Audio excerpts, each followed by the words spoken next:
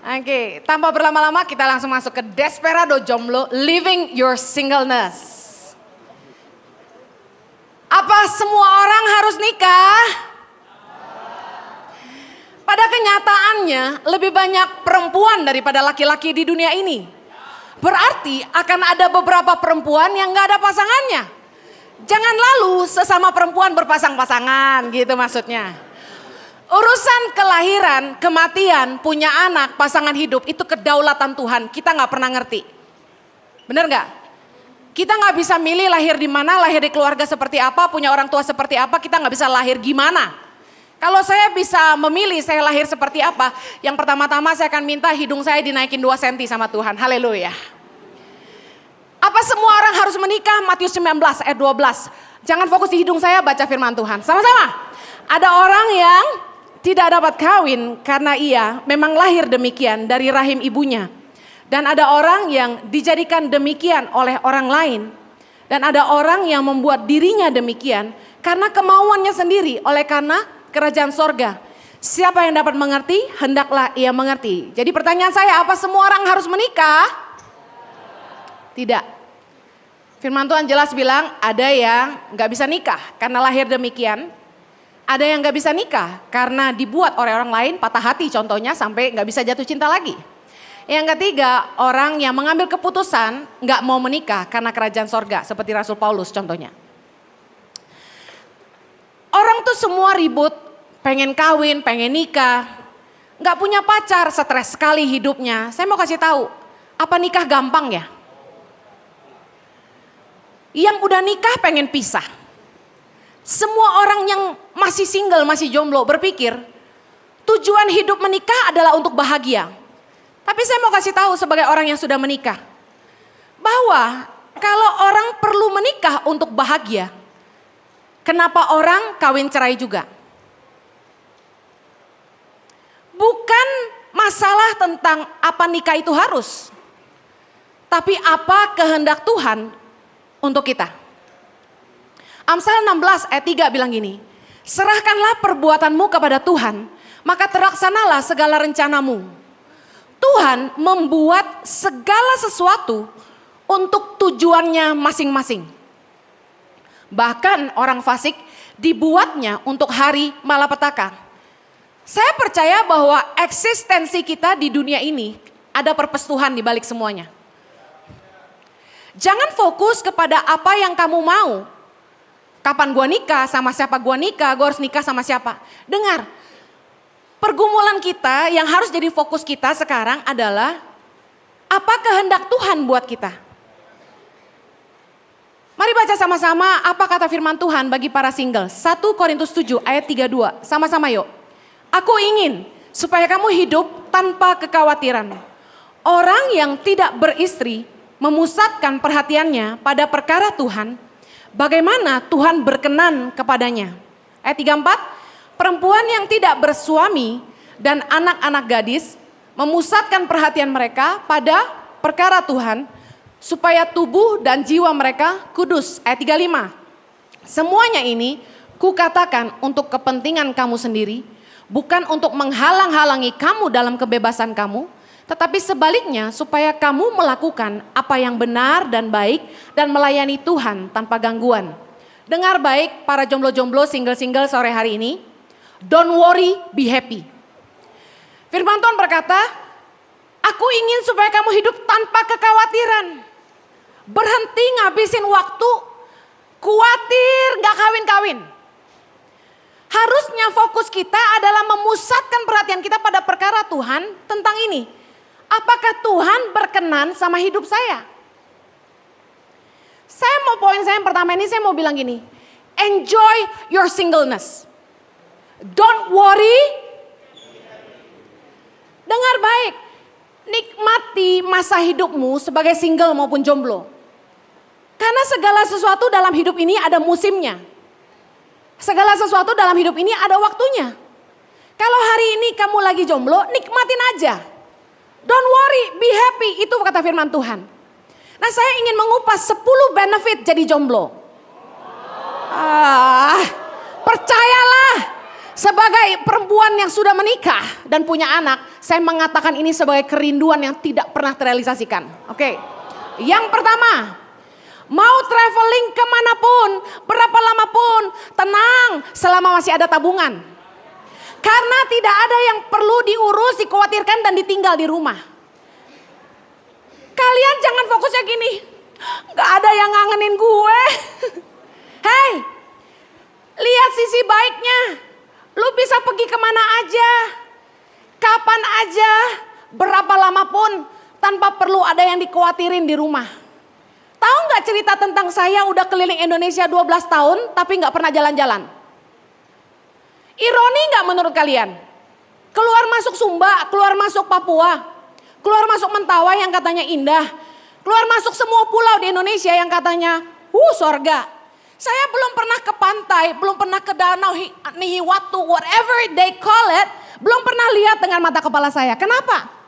Karena tiap kali mau pergi keingatan, mama jangan lama-lama. Jadi begitu mau naik pesawat aja udah nangis duluan. Begitu landing, makan cepet langsung ke pedalaman. Dari pedalaman saya cuma punya waktu Senin sampai Sabtu karena Minggu saya selalu khotbah. Jadi saya cuma punya waktu 6 hari dan saya harus bisa mengunjungi 14 centers, bayangin. 6 hari 14 center, lari-larian gak kira-kira? Makanya kalau saya pergi itu, boro-boro jalan-jalan, bisa menyelesaikan trip saya aja udah puji Tuhan. Makan asal-asalan, pokoknya yang penting kelar. Bisa ketemu sama semua anak, sama semua guru. Saya punya beban dan tanggung jawab di rumah yang saya harus pulang ke mereka. Kalau kalian masih jomblo, kalian gak punya itu. Nikmatilah, gemes gua. Yang kedua, bebas bergaul dan berkenalan dengan siapa aja tanpa ada yang perlu marah. Duniamu lebih luas. Tahu nggak? Nggak perlu ada yang nanya, lagi di mana? Sama siapa? Pulang jam berapa? Nggak ada yang rese. Kamu kok deket-deket dia? Dicemburuin tuh rese nggak? Rese nggak? Orang nggak selingkuh, dikirain selingkuh, padahal cuma makan sama-sama, itu pun rame-rame. Tapi tadi dia liatin kamu terus. Saya kasih tahu ya, dari pagi di WA-in, good morning honey, how are you, have a good one. Kalau nggak bilang I love you salah lagi. Siang jam 12 udah di WA-in, makan siang apa sayang. Kita lagi sibuk digangguin, jam 5. Abis ini kamu kemana? Jemput aku ya. Bayangin, rese banget pacar kita itu. Kalau jomblo, bebas. Hari ini makan sama Chris. Besok makan sama Randy. Besok makan sama Steven. Besok makan sama Johnny. Besok makan sama Andi. Bebas, gak ada yang cemburu. Duniamu lebih luas. Nikmati itu. Karena kalau sudah nikah, no turning back. No turning back, amin. Haleluya. Gue kasih tahu ya, kalau udah nikah, lu bosen juga nggak bisa refund, gue bilangin. 3, benefit jadi jomblo yang ketiga. Waktu mau bantu keluarga kita, nggak ada yang keberatan, nggak ada konflik dengan pasangan, nggak ada beban karena belum punya anak. Saya kasih tahu, waktu kita bangun usaha dan kita lebih maju misalnya dari adik atau kakak kita dan kita kasihan mereka butuh bantuan, kita pasti mau pengen bantu. Atau kita pengen bagi sebagian penghasilan kita buat orang tua kita. Sebagai rasa terima kasih kita udah dikuliahin, udah dibesarin. Kalau udah nikah itu rada susah. Belum tentu pasangan kita bisa ngerti. Ya ngerti ya. Belum tentu pasangan kita dukung keputusan kita. Saya konselingin beberapa pasangan muda. Mereka ributnya soal gini. Suaminya masih digantungin sama adiknya. Istrinya keberatan. Mau gak mau itu jadi beban. Banyak kan pasangan-pasangan berantem itu soal kita mau bantu keluarga itu jadi masalah. Dan saya kasih tahu, punya anak tuh mahal. Punya anak itu biayanya besar. Makanya lu jangan main mikir enaknya doang kawin enak. Gue bilangin tanggung jawabnya gede. Mikir enaknya doang loh. Dengerin, kalau kamu belum nikah, belum punya anak, kamu gak punya beban. Jadi nikmatilah. Merasakan ya kemarahan saya. Keempat, benefit jadi jomblo. Bisa bangun jam berapa aja. Karena tidak ada beban untuk membuatkan sarapan pagi. dan tidak dimarahi sama mertua. Saya biar mau tidur jam 2 pagi, jam 3 pagi nyiapin khotbah, saya mesti bangun jam 6 buat anak-anak saya. Siapin sarapan buat mereka, makan pagi sama mereka, doain mereka sebelum sekolah. Jadi mama tuh tanggung jawabnya ada, biar capek juga harus bangun buat mereka. Suami kan perlu diurus. Kalau Anda sudah jadi istri orang masih bangun siang, dasar gak tahu diri loh, gue bilangin. Orang tuh kalau udah nikah mesti tahu diri, bangun gak boleh siang-siang. Diomelin mertua loh. Segala sesuatu yang udah urusannya sama mertua bikin sakit kepala. Jadi kalau belum punya mertua katakan haleluya.